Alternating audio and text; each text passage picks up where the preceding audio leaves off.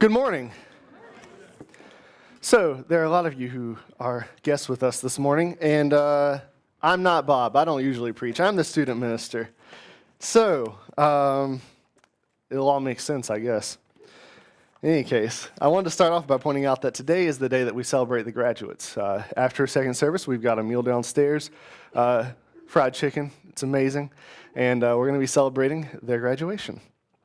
And I just wanted to read those names to you real fast for two reasons, but the names are Hunter Atkins, Caitlin Dowell, Bailey Hammond, Trey Hardy, Cheyenne Rockwell, and Dustin Wood are graduates. And we've removed the celebration from this service just because I think a meal celebrating them is just a lot cooler than 5 minutes cramming into the service. And also, I think we should focus on Jesus during this time, so we'll focus on people afterward.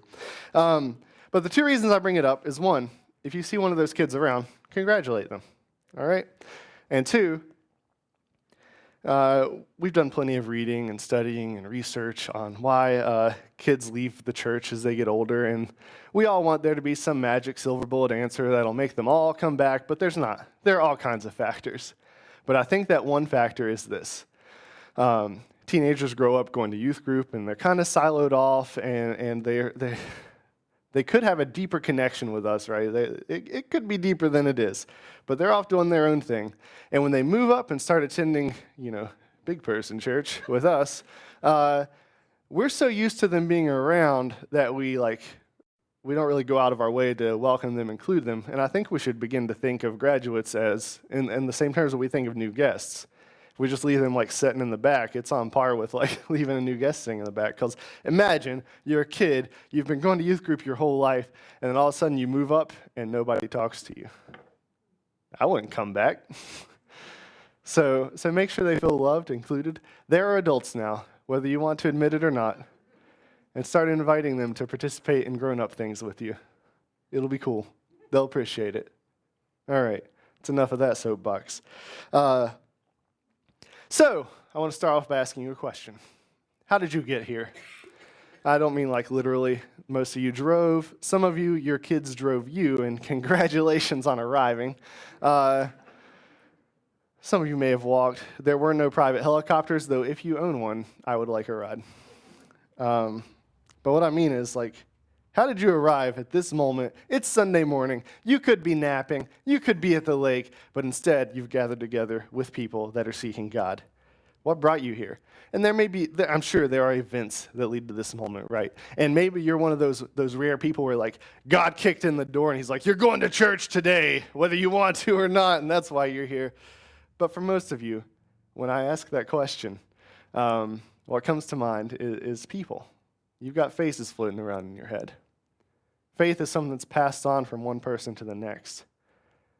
You're here because somebody loved God and loved you enough that they wanted you to meet that God that they loved. Or you're here because it's Graduate Sunday and you're a family member. You have to be, I guess. But for the most part,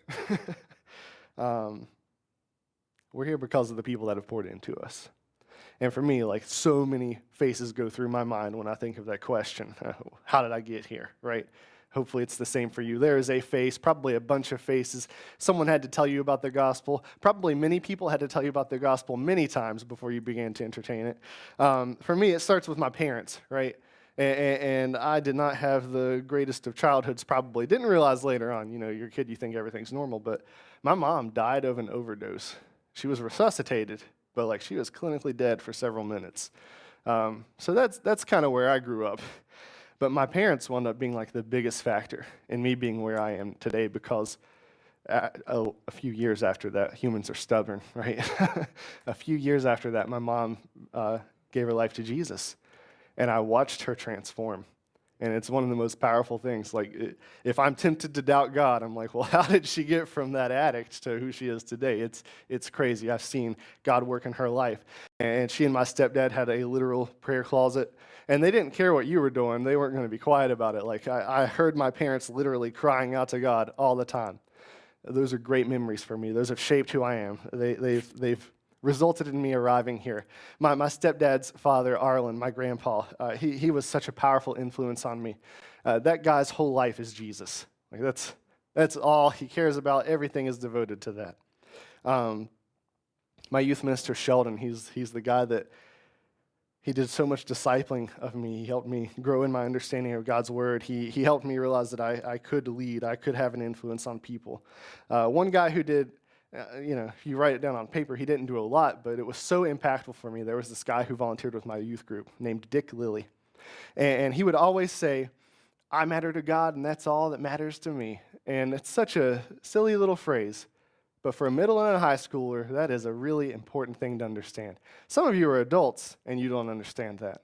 But when you get to the place where your identity is firmly rooted in Jesus, all of your value is found there, no one has any power over you anymore. You're free, man. And Sam McGee, the guy that I interned under in youth ministry, I still call him hey, these teenagers are doing this craziness. Do you know how to deal with this? And it's 2019, so sometimes the answer is nope, never done that before. And that's just scratching the surface. My faith is the result of so many people taking the time to pour into me, to help me, to shape me. We're going to be talking about discipleship today. And to look at that, we're going to be in 1 Samuel chapter 3. You can turn there if you want. And this is not a typical go-to discipleship text. I'll explain why we're here in a minute after we read the text. So 1 Samuel starts with a guy named Elkanah, and he has two wives, Peninnah and Hannah. And Peninnah has lots of children, Hannah has no children, and Peninnah is really mean about that. She really rubs it in Hannah's face. Makes fun of her because she can't have kids. So Hannah's really distraught by all of this. One year they're up in Jerusalem for to offer sacrifices, and Hannah begins praying to God. And what she prays is, God, if you would just give me a son, I will devote that child to you. Just please bless me with a child, and I will give that child right back to you. She just so desperately wanted to have a child.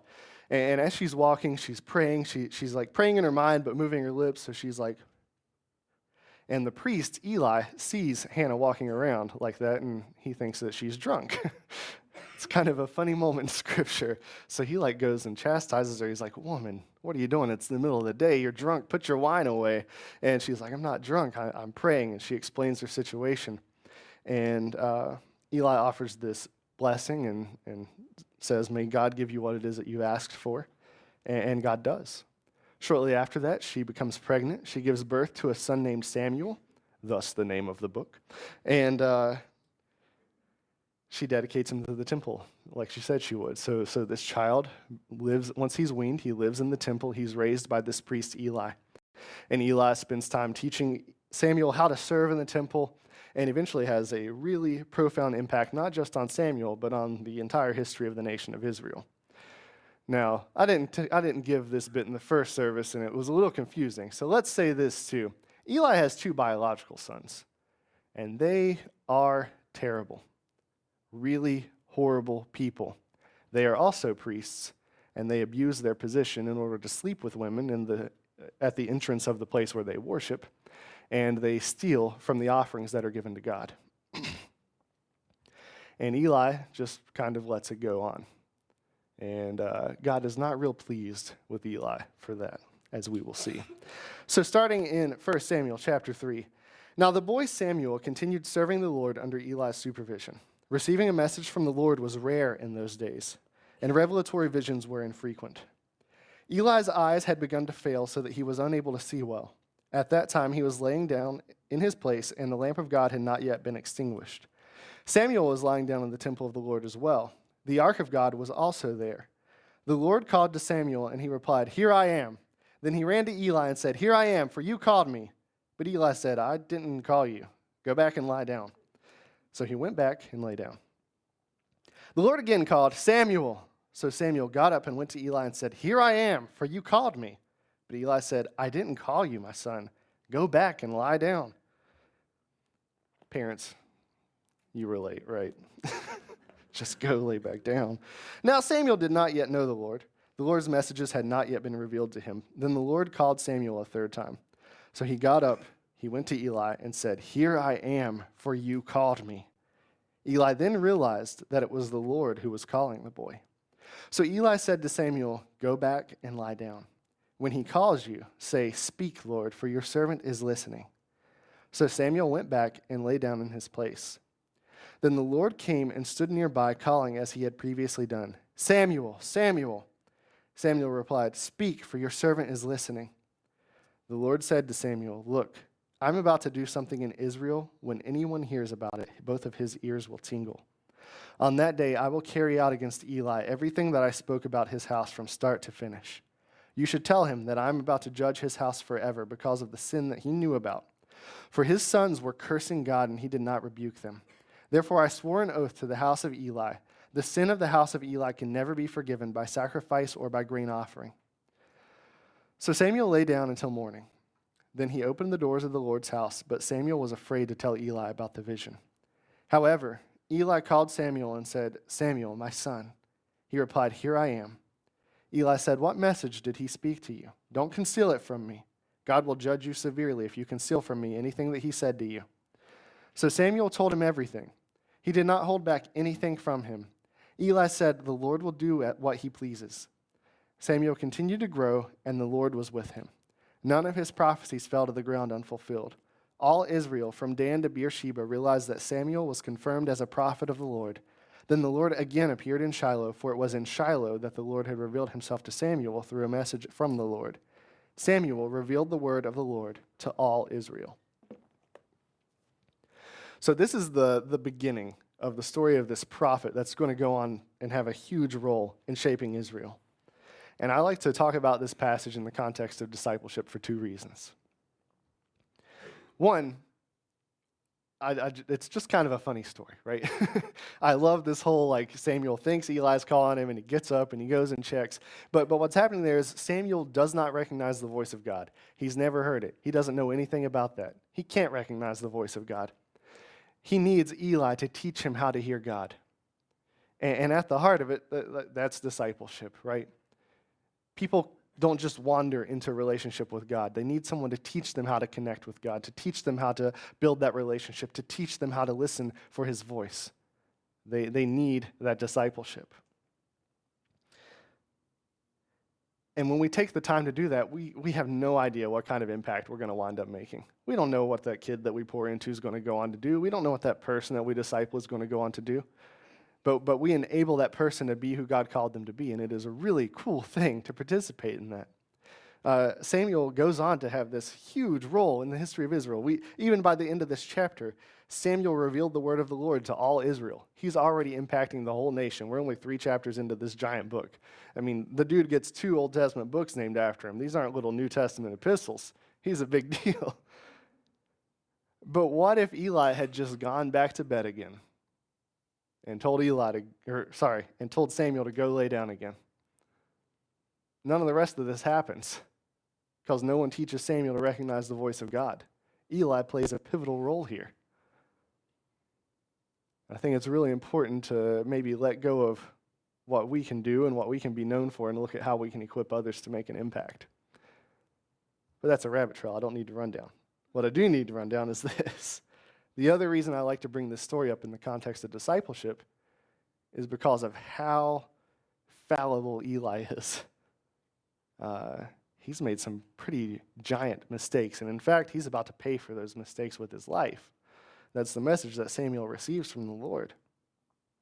He's allowed this sin to go unchecked. He's allowed, as the guy in charge, he's allowed 2 priests to get away with doing really atrocious things. And not just 2 random priests, his own children. He's just overlooked that. And this doesn't seem like the kind of guy who should be playing any kind of big role, right? But even though he failed with his own children, God still uses him in the life of Samuel.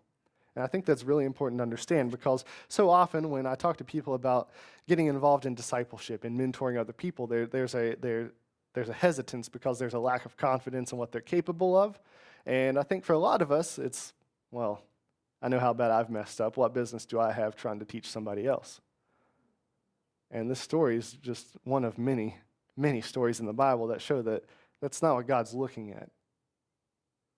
God doesn't need someone who's never made any mistakes. God's looking for the person that's going to humbly submit to him, that's going to do what he calls him to do. And even though Eli doesn't get this situation with his sons resolved, he still has an impact in the life of Samuel and consequently in the life of everybody in Israel. He has an impact in spite of his failures. And I think his humility, at least, for all of his other errors, his humility is revealed in how he handles the news of the coming judgment, right? He doesn't get angry. He doesn't yell at Samuel. He says, let the Lord do as he pleases. So yeah. Discipleship. So I'm up here to talk about discipleship. And I've done that a lot of times here. It's kind of my favorite thing to talk about. But Bob told me to do it this time, so that's his fault. And one thing I love about Cornerstone is how focused we've been on this idea of discipleship, on more mature believers pouring into newer believers, less mature believers. This idea of equipping. It's been central to what we've been trying to do for a while. And a few times today, I'm going to kind of brag on Cornerstone. And we're hitting the point where that may be a little weird. Like, when I first got here, it's like, okay, this guy's been here like a year or two. It's fine. Like, he can brag on Cornerstone. Now I've been here like 4.5, 5 years. But I'm not bragging on me. I'm bragging on you guys. I love this place. I love the focus that there has been on people pouring into other people. And I love the fruit that I've been able to see from that. I've seen so many of you grow and mature over the last half decade. Isn't that crazy? I've seen some of you pouring into my own children. That's been amazing. I've watched teenagers grow up, and 4.5 years ago, who thought Robbie Stallard was going to be up here leading worship, right? Like, I didn't see that. So some of the people leading small groups, 4.5 years ago, they weren't thinking, hey, you know what? I think I'm going to lead a small group one day. That wasn't on their radar. But God's been working in people's lives because of people deliberately pouring into other people. So about 1.5 years ago, me and Bob and the elders sat down with Mark McGee, and we hammered out this 3-year vision for Cornerstone. There were 2 things that we really wanted to emphasize over this 3-year period that we're halfway through now. One was elevating compassion in the community. Now, Cornerstone's always been a place where that's been central to who we are. I know several people who came to this church because they were looking for a church that was actually doing things in the community. And we were doing those things. Serving people, building wheelchair ramps, repairing houses, splitting wood. You should see Ryland Hankins split wood. It's like me cutting a cake. It's crazy. Anyway, there's been all this service, and some of you are attending this church because directly somebody in this congregation went out of their way to do something loving for you, and you're like, wow, those are people I'd kind of like to be around. Just the other day, Fred was telling me about how many people, he was so shocked at how many people showed up just to help him move into his house. I had the same experience. I pulled up with his U-Haul, thought there'd be 2 or 3 people there, and there's an army of Cornerstone people carrying all my stuff. It was amazing. So that's always been a part of who we are, but we wanted to reemphasize that. We wanted to make more time where that was happening. We wanted it to not just be limited to work camp weekends and something sporadic here and there, but we wanted stuff going on all the time. So we set out to elevate compassion in the community. It's also one of the primary ways that people get to know God, by people showing love in tangible ways. The other thing that we set out to emphasize was spiritual maturity. I stumbled on that. Anyway, and within that, we've been trying to figure out what is the path of discipleship? What does it look like for somebody to show up at Cornerstone, never heard of Jesus before, and to arrive at a fully mature believer? What does that even look like? Because here's the thing. We often encourage you to go and make disciples, to mentor other people, and that is good and that is important, but we also recognize that we could do better at explaining how to do that, right? A lot of times, we tell the congregations to do things, and when you really get down and talk with them, they don't do them because they don't know how to. And I think this is one of those areas. So we've been working on this path of discipleship, and we can go ahead and throw that up on the screen there. This is kind of where we've arrived. Don't get too distracted with it yet. We'll talk about it here in a minute. Now, the purpose of this is to give you a clear idea of where am I at in my walk with God, or where's the person that I'm talking to at in their walk with God, and what's their next step in progressing in their faith and deepening their faith. Now, path, we hesitated to use that word because, and look, I know I'm about to dump a bunch of information on you, but I'm also going to try to connect it to your real life. So resist the glazing eyes, okay? Anyway, so I derailed my own train of thought. The purpose of this path. Now we hesitated to use the word path because like path kind of implies like it's this set roadway, right? We're all going to go this way, and that's just not how discipleship works. We're all different. Everybody's coming from a different background, and they need different things at different times. You're not going to hit all these in order necessarily. You may connect in a community with a small group well before you've decided if you actually believe this whole Jesus thing or not. And once you've done one of these things, it's not like, checked that one off the list, move on to the next one. It's more like practicing a sport or a martial art. Like you have these basic movements you do, and you don't like master them and then move on, right? You don't play baseball and like, all right, I figured out how to hit a ball. Done with that and moving on to the next skill. No, you're constantly developing and deepening and revisiting things. And that's what mastery of anything looks like. That's what maturity, growth in anything looks like. It's not a neat path. But the purpose of this is we feel like these are the main things that everybody is going to hit as they are experiencing growth. They're going to experience God and his people. They're going to believe. If you don't believe in Jesus, it kind of dead ends there. That is one that you got to hit that one before the rest of them make a whole lot of sense. You have to connect in community. And right now, the best way that we have to do that is our small groups. But even if you don't have time to belong in a small group, you need relationships with other believers. Like that is a need of every Christian. You learn how to abide by grace. We'll explain that in a minute. Because if you're not from a very churchy background, you're like, I know by in that sentence, abide by grace. You're going to serve, put your gifts to use for other people. You're going to flourish. We'll explain that one in a minute. You're going to mentor other believers. Take them as far on the path as you've gone, and you're going to continue to mature. So my goal here today is just to introduce you to this. This may still change a little bit. You're going to see this a lot more in the future because we're trying to make it so that every one of you feels equipped and confident to disciple other people. Because I suspect that if I asked you right now how many of you feel equipped and confident to disciple other people, it's maybe not such a high number as I would like it to be. But we're trying to improve that. We want it to be really clear. For the person seeking a deeper relationship with Jesus, what do I need to do? And for the person seeking to lead somebody to Jesus, what do I need to do? And so these aren't like specific programs or curriculums that we are trying to take people through. Like these are things that people need. So let me explain it in a little more detail. So the first thing that somebody needs to do is to meet God and his people. And the way that they're going to do that is by experiencing God and his people. Oftentimes, both of those things happen at the same time. So like I said earlier, some of us have those crazy, weird situations where God just kicks the door in and you're meeting him today whether you wanted to or not, right? I've heard some pretty cool stories about that, actually. But for the most part, most of us, our first encounter with God is going to be through his people. And for those of us who are believers, we should really bear that in mind. Everywhere that you go, you're a representative of Jesus, for better or for worse. As someone who used to wait tables on Sunday mornings, for better or for worse, you're representing Jesus.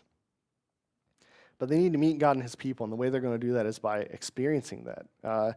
And so that can happen in a number of ways. It happens here in this service, right? Getting together with people who are pursuing God together and glorifying God together. Like, this is a time where we can experience God, but it can't just be here, right? We can't just sit inside our walls and be like, if you want to experience God, come to us. If you want salvation, come to where we're at. No. We need to go to them. And everywhere that you go, you should be a point of blessing. If you're walking with Jesus, you have the Holy Spirit within you. And everywhere you go, every person you interact with, that is an opportunity for someone to meet God for the first time, to experience God for the first time. Whether it is in overt, deliberate evangelism, you are flat out sharing the gospel with somebody, or if it is just in an action that is packed with so much love for somebody that you don't even know that they're deeply impacted by that. It happens in service when we're out doing compassion projects here in a couple of weeks. It happens in random service where you just go out of your way to do something nice for somebody. It happens when you're just talking to a cashier. It can happen anywhere, anytime. You should be constantly looking for these opportunities to give somebody the opportunity to experience God. And another big one is hospitality. That's a word that we really need to recapture the depth and full meaning of. Hospitality it's selfless love for the stranger, the alien. It's opening your life up and your home up so that people can come in and really get to know you. It's making space for a relationship. Giving people that opportunity to meet God and his people. So that's experience. And as people get to know God and his people, and we take the time helping them to understand who God is and understand his word, eventually a decision has to be made. Do I believe this or do I not believe this? And when we choose to believe, we mark that here with our baptism. I love the language in Romans 6 on this. The baptism is this moment where everything I was up to that decision is put to death. It dies. And that's great news for me. I don't know what kind of person you were before Jesus, but I'm glad that dude's dead for me. And sometimes I need to remind him that he's dead. And up out of the water I come as a new creation. I'm united with Christ in his death and burial, and I'm united with him in his resurrection. And I come up as something brand new, totally new creature, new level of life that the world's never seen before. And there's this language of being a branch that's grafted into a vine. We're connected with Jesus and we begin to draw our life from him. It's not about what I can do, because that ain't worth nothing. It's about what Jesus has done and just receiving that power.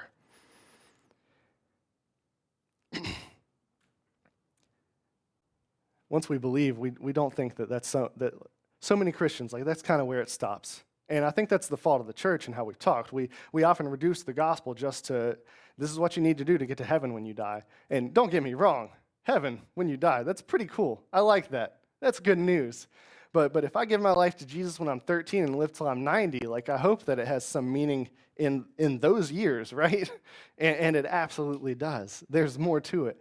Now you can't experience, I don't believe, and I don't think the Bible teaches that you can experience the fullness of that relationship with God apart from the community of believers.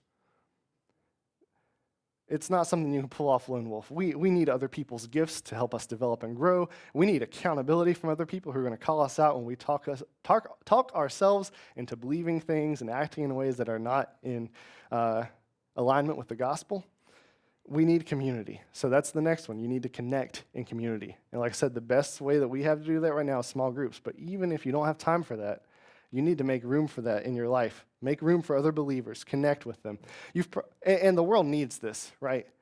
Right now, there are more people feeling alone than at any other time. Like that, loneliness, depression, those things have spiked. People feel disconnected. We've forgotten how to connect with other people. We've forgotten how to have a relationship, and we've packed our lives with so much other stuff that we don't have time for, and it's crippling us. You may have seen this joke floating around that no one ever talks about Jesus' greatest miracle, having 12 close friends into his 30s. But yeah, it kind of rings true, right?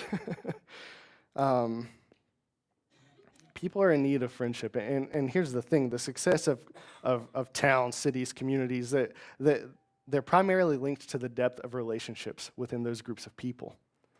And when we neglect those relationships, we all fail together, and that's kind of where we're at. We've developed this every man for himself mentality, and instead of helping everyone succeed, we're all just going to fail. We need connection. We need community. And discipleship happens best in the context of relationship. Discipleship, it's happening now. Sure, I'm teaching you things, and maybe it'll help you take a step closer to Jesus. It can happen through a podcast. It can happen through reading a book. Sure, I'm not denying that. But the most impactful kind of discipleship happens when you're spending time with someone that you know cares about you. That person has a way greater influence in your life than what's happening right now. This is important. I believe it. I wouldn't be here if I didn't think it was. But you need that connection to community. And there are people that need to grow that need you to make time for them in your lives. I'm going to brag on Cornerstone again. I think it is really easy to find that here. See, depth of relationship, it's about intimacy, and intimacy is being known. The more intimate you are, the more you know one another. And so when you have to pretend to be something you're not, when you have to put on a mask, it kills intimacy. Without the capacity to be real, you can't have close relationship. And I think that's why it's so easy to find community here at Cornerstone. Because for all the people that continue to come here, the new guests who turn into regular attenders, who come to our member thing and become members here, the recurring theme is, I was struck by how real you guys were, by how transparent you were. I didn't have to pretend to be something I'm not. That's huge. We need to have that kind of closeness with people. We're not going to grow while we're pretending to be something we're not. We need community because it's where we're going to learn to forgive. We're going to hurt each other. It's going to happen. We're fallible humans. We need to learn to work through conflict and forgive. We need community to learn how to love, how to be selfless. We need community to learn that skill of hospitality, opening our lives and our homes up to other people. We need connection, flat out. If you're stunted in your growth and you've got no connection with other believers, there's the problem. The next part is abide. So abide by grace. Now, here's the thing. Abide, it just means rest, remain, stay. And I like to tack on by grace because it is by grace that you abide in Jesus. So many of us get this idea that grace is something that moves us from sinner to saint, from unbeliever to believer, and sure it is, but it is also the thing that enables you to remain in Christ. You don't come to Christ by grace and then remain in Christ by your own effort and what you're capable of. You remain by grace. And when you get that and you begin to actually rest in Jesus, it's a game changer. Jesus came to take your heavy burdens and to give you an easy yoke. So if your faith is like a crippling obligation, if it's something that's heavy, that's hard to carry, you don't understand this grace thing yet. You've got to grow in that. Because here's the thing. There's a lot of joy and peace to be found in taking that easy yoke of Jesus and being able to just rest in him and approaching everything in life from that position of resting in Jesus. This is where the spiritual disciplines come into play, which is just an awful name these days because that word has undergone shifts. And anyway, but the purpose of spiritual disciplines isn't get better, do better. It's learning to open up every aspect of your life up to God. My favorite definition of discipleship comes from a guy named Caesar Kalinowski. He says discipleship is moving from unbelief to belief in every area of your life. Discipleship is moving from unbelief to belief in every area of your life. So there's this moment where I move from complete unbelief to some belief in Jesus, and boom, I'm grafted in. I have his life flowing through me. But the reality is, I may still not believe Jesus enough to do the other things that he called me to, right? I may still not have the trust in Jesus to handle a conflict in the way that honors him rather than just hurts the other person. I may not trust him enough to risk my job to stand up for what's right? In all these little areas, I need to move to deeper belief, to actually trusting Jesus, to take the next step. And that's how spiritual growth happens. But it's not about your effort. It's about learning to trust him more. It's about leaning more into that grace that he gives us. And over time, we move to this point where Christ is just in every moment. In everything we do, we recognize the presence of God and we lean on his power to do it even better than we would have done it on our own. Everything. Not just preaching or teaching, but mowing my grass and interacting with the cashier, right? God is in all of those moments. And we can get to the point where everything we do is an act of worship.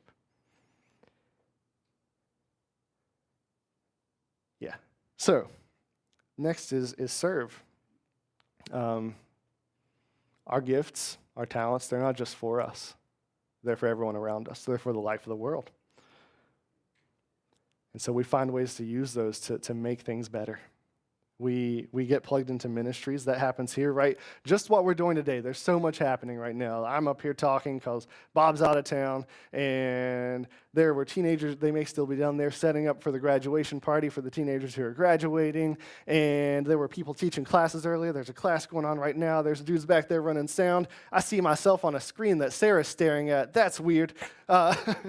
Like all kinds of stuff is happening. People are serving in lots of ways, but it's It's more than what happens here. It's going out in the world and making a difference as well. It's the compassion project. It's going into the community. It's seeing a need and taking care of that need. It's approaching your work, your job, as an act of worship.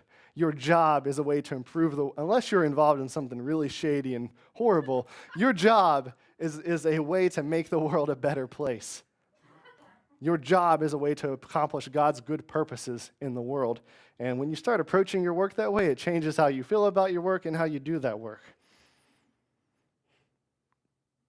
Whatever role you serve, whatever talents you have, whatever gift you have, it can all be used in your calling to bring God's good gifts into the world. And every bit of it is important.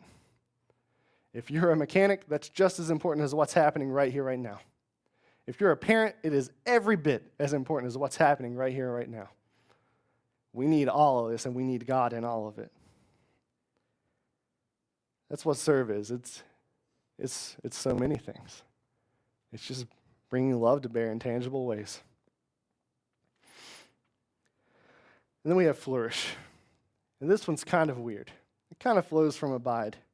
But flourish is when you really begin to grow in your depth of abiding, in your depth of your trust of God. And it's important here because once you start to serve, once you actually start to do things for God, that can in many ways be the most difficult stage of discipleship. Because A, you're dealing with people. And that can be a challenge. But B, you start doing something for God, and that's when you're going to experience spiritual attack. Satan's not a big fan of you doing things for God. And we've got to get, if there's still anything in you that's still relying on your own power and what you can accomplish, this is when you really got to let go of that. You've got to develop humility. You've got to lean on the power of God. You've got to learn how to cast off your worries and your anxieties and your bitterness onto God. Let him take those things. You've got to learn if you're going to persist at this stage, if you're going to endure. And it sounds like hard work, but it shouldn't be, is what I'm saying. We've got to learn to just pass those things off to God and rely on his power. And what's going to happen here is pruning. God's going to cut even good things out of your life to make room for even better things. There may be things that he calls you to give up or things that he removes from you that weren't sinful, they weren't wrong, but he has something even better if you'll just let go of that. Like when you prune a tree, and it makes room for something even greater to flourish. And this is when you can really engage in spiritual warfare, which is like a big, mystical, scary word, but at its core, we live in a world where people are enslaved by powers of darkness, and we have the opportunity to roll in and set them free from those things. The same spirit that raised Jesus from the dead is in you, and you have the power to just roll over those things. Jesus didn't tell Peter, hunker down and hell won't be able to hurt you. No, he said, the gates of hell will not persist against my kingdom. We're not hiding. We're kicking gates down, man. We just flourish. We bring this life, this abundant life that Jesus offers us, and we just start putting it everywhere. And not even hell can stop us. And as you persist in these things, you move on to mentor. And it's really simple.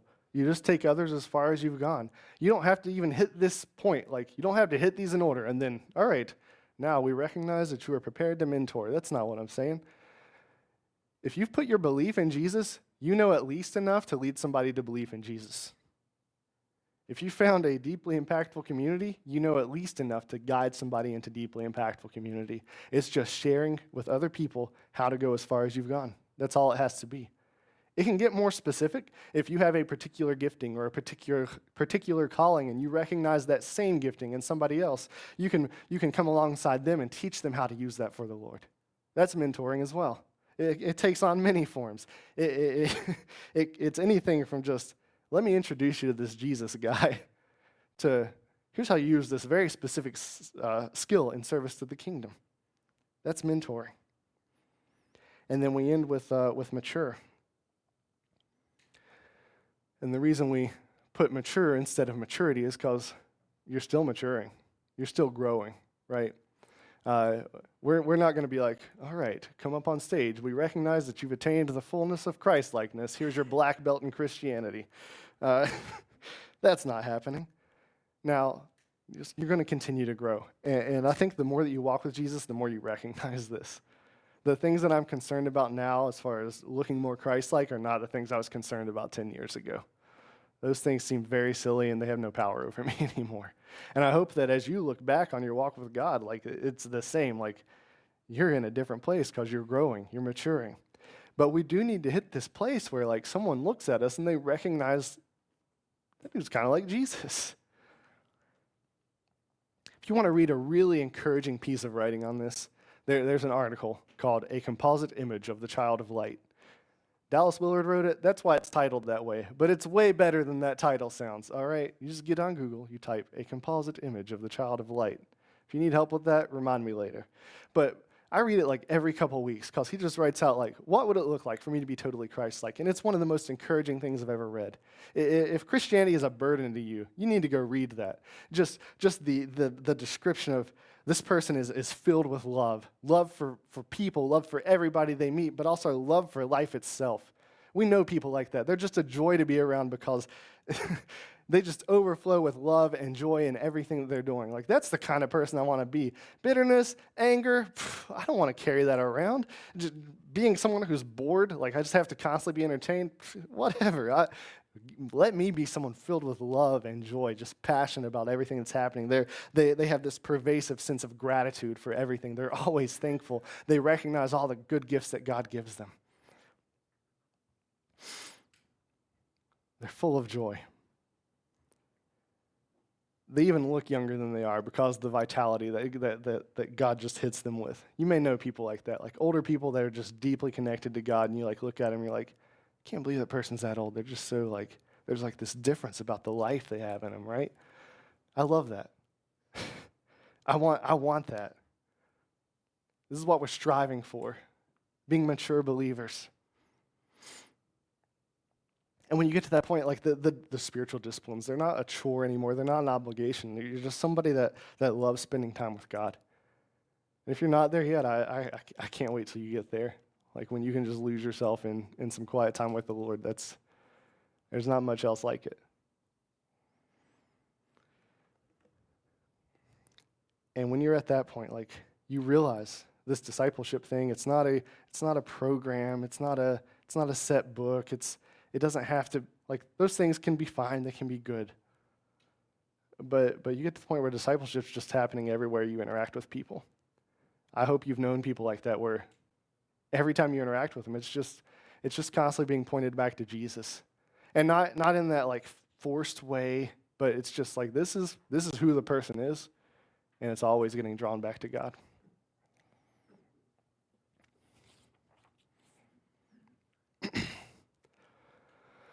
So, after a lot of thought and prayer, like this is kind of where we settled on. These are the things that we're trying to focus on. And it's not a set of programs, like I said, like there are different ways that we have to address each of these things. But these are the things that we think every believer needs as they're growing. And we want to equip you to be able to recognize other people and their needs and how to guide them in that as well. And that's what we're working toward for the next year and a half. I want you to make disciples, not out of obligation, but because it's really awesome to see Jesus transform people, and I want you to have the confidence to be able to do that. So here's some sort of ephemeral, abstract thing, but let's talk about how it goes to work, right? So today, it's obvious, like all this is kind of happening today in the church, but what if you're a teacher? You're going to work tomorrow. I'm sorry, the school year's almost over. Just hang in there. But you can't like teach the kids outright in the public school system, right? But they can still experience God through your actions. You can be so deeply loving that they encounter a depth of love they're not seeing anywhere else. And that can be really impactful on kids. It's desperately needed in kids. As someone that works with kids, just the uptick in awful things that I have to hear from kids and get people involved with kids. Like, I don't know if things are getting worse or people are just getting more open about things, but kids need people that love them. If you're a small group leader, like all this kind of stuff can happen, right? Maybe you've got a person coming to a small group for the first time. They don't know Jesus. This is an opportunity for them to experience God and his people. And just your group being generous, hospitable, they might encounter that love, right? You're definitely fulfilling the connect aspect. You're getting together. There's community. Build a group where there's intimacy, where people can be real, where they can be themselves and they're accepted with all of that. You may be teaching people how to abide. You may serve together. Hopefully, if you're a small group leader, you're recognizing other people who have the capacity to do that in the future, and you're beginning to mentor them and to teach them how to do what you're doing, right? If you're a parent, like this is all very helpful. These are all things that your kids need. I know it doesn't feel like it sometimes, but you are the most impactful person in your child's life. They may even lie to you and say that you're not when they're teenagers. I'm erasing all the mean things I was about to say about teenagers. We all love you, teenagers, but you're challenging. But you serve such an important role in your kid's life. Make sure that this stuff is saturating your existence. Don't let your faith just be something that we're getting together right here and right now to do. Go home and teach them to weave Jesus into every moment. Pray together with them. Let them hear you crying out to God on their behalf. Show them how to abide by grace. Do all of this. And as you're just going through day-to-day life, like hopefully this will be a tool to help you like recognize this person I just met. Okay, this is where they're at. This is the need that they have. They're expressing loneliness. I need to connect them to community. Whether that's small group, maybe, but maybe it's just, hey, you want to come over for dinner later? That doesn't happen very much anymore, and it should. Lots of cool things happen around the dinner table. Alan Hirsch says that if we would just open our homes to unbelievers once a week, we would eat and drink our way into the kingdom of heaven. And I think that's true. So you'll see more about this. We're going to elaborate on this more, but this is just your introduction to kind of where we're at, where we've been thinking, and hopefully to get you thinking in terms of you're all called to make disciples, every one of you. The Great Commission is for every one of us. It's not just me and Bob. It's not the elders. It's not the children's minister. It's every one of you has a role to play in making disciples. You're all gifted and called in particular in different ways to reach particular and different people. And we want to help equip you for that. So in a moment, the band's going to come back up. I'm going to close in prayer. And I want you to consider, where are you in all of this? Are you lacking community? We can help you with that. Are you struggling to abide by grace, still relying on your own power to do things? Maybe that's where you need to focus. But where are you? What's your next step? Maybe you need to be thinking about who to reach out to disciple you. Maybe there's somebody that you've recognized like a depth of Christ-likeness in that you want to connect with, and it's time for you to just go and be like, hey man, I'm really impressed with this about you. How do you get to that point? And rely on their leading. And I think for just about all of us, definitely all of us, if you've put your faith in Jesus, we need to be asking, who in my life can I guide to the next right step? And go out of here with a determination to reach out to that person. Let's pray. Father, I thank you for your love for us. I thank you for the community that we have here. I pray that you would help each of us to fulfill this calling that you've put on our lives. Help us to not see it as an obligation or a chore, but to see it as the great adventure that it can be. I pray that everyone in this room would experience the joy of helping someone grow in their faith, regardless of if that is helping them believe for the first time or helping them to live their faith out in a particular way. And be with each of us and guide us right now on what our next step needs to be, Father. It's in Jesus' name I pray. Amen.